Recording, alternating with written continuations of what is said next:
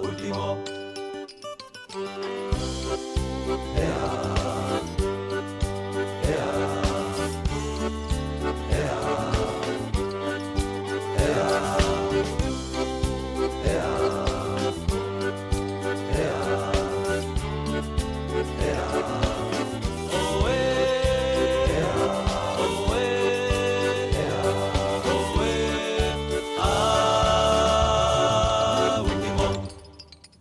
Es el corazón verde de Galicia. Viajamos hasta Agolada, rural y ganadera. Durante casi 2 siglos acogió uno de los mercados más concurridos y populares de nuestra comunidad. Formaban parte de él los famosos pendellos que hoy se conservan prácticamente intactos. Funcionaron hasta finales de los años 70. Son puestos de piedra en los que se vendía de todo.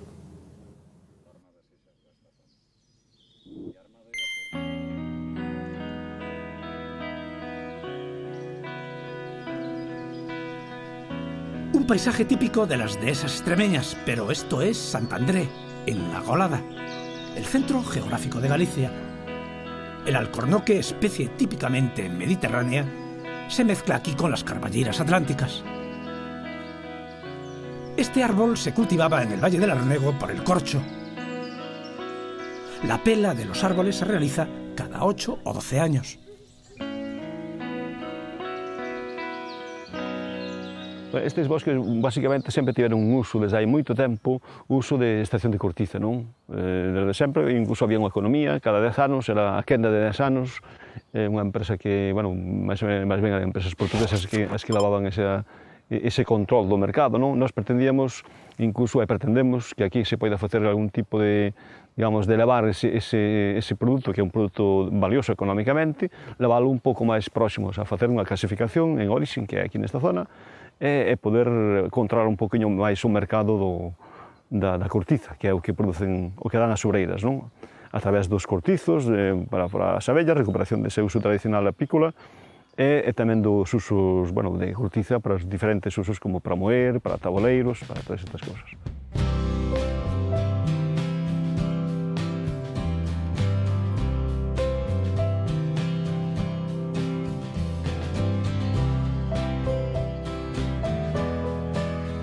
Los senderistas disponen de la vieja red de caminos que comunicaban las aldeas de los valles de Carmoiga y Brántega, que aún conservan una original arquitectura popular.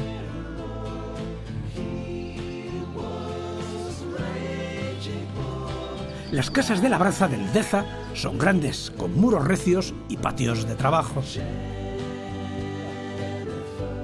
Y alrededor de la eira se disponen los pendellos, los establos, el pajar, el hórreo. Traspasar el portalón de estas viejas casonas es como entrar en un museo etnográfico.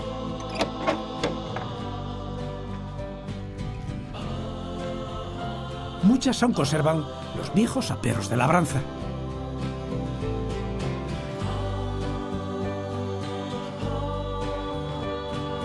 Estas imágenes fueron tomadas en los años 60. Almiares y hórreos presidían la fiesta del cereal. Un mundo extinguido. Hoy los hórreos están vacíos o en ruinas, y hace tiempo que no se trillan las mieses en las eras de Ventosa.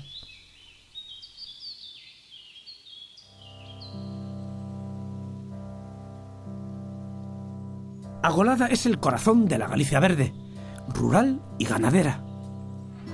El mundo de las granjas familiares agoniza, como la vieja Feria do Doce, donde se vendían los mejores becerros del país. Y es que Agolada nació y creció a partir de la Feria del Ganado. Durante más de 2 siglos acogió uno de los mercados más concurridos e importantes de la Galicia interior. Los tratantes llegaban de las 4 provincias. Y para recibir a feriantes, a ganaderos y a pulpeiras, se construyeron los pendellos. Un mercado de piedra primitivo con mostradores de losas. En los pendellos se vendían y se compraban vacas, caballos, ovejas, cabras, cerdos. En esta pequeña plaza, que han venido a bautizar como Plaza de la Randulfa, vemos que está rodeada por un conjunto de casetas almacén. Estas casetas tenían una función muy básica, que era la de servir de almacén para ir guardando las mercancías, o bien para albergar la caballería, o bien para albergar el ganado vacuno o el ganado porcino. Pero incluso existía, como las ferias empezaban siempre muy temprano, existían determinados feriantes que venían el día anterior, alojaban el ganado en la planta baja y arriba tenían una habitación para pernoctar. Incluso en las casetas de planta baja, pues a lo mejor en un haz de paja, pues podían hacer noche muchos feriantes.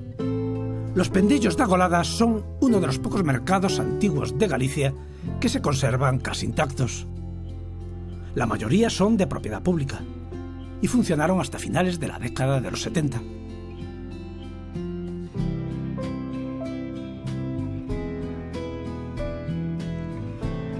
A 4 kilómetros de Agolada se encuentra la iglesia románica de San Xiao, la catedral del rural gallego. El templo guarda en su interior un valioso tesoro, el baldaquino, un conjunto escultórico policromado que cubre los muros de querubines, arcángeles, apóstoles, perros guardianes y los enigmáticos hombres del bosque.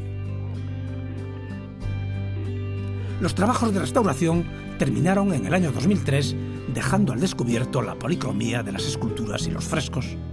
Lo que son la imaginería pétrea estaba parcialmente oculta, algunos por cal y algunos por otras policromías añadidas, otros repintes más recientes, también de colores llamativos y fuertes. Esas policromías añadidas y esos encalados posteriores se fueron eliminando mecánicamente y con ello descubrimos algunas piezas que sí conservan restos de policromía, otras los han perdido. Las pinturas murales estaban bastante completas, tenían alguna laguna de soporte y de policromía que nosotros reintegramos con unas pequeñas líneas de acuarela para completar, que no se leyera como un agujero, simplemente que se vea entonado, pero siempre sin falsificar ni añadir nada que no conocido o no aportado por la propia obra y, por supuesto, nunca jamás encima del original. El sepulcro del abad Lope de Ventosa es digno de un cardenal.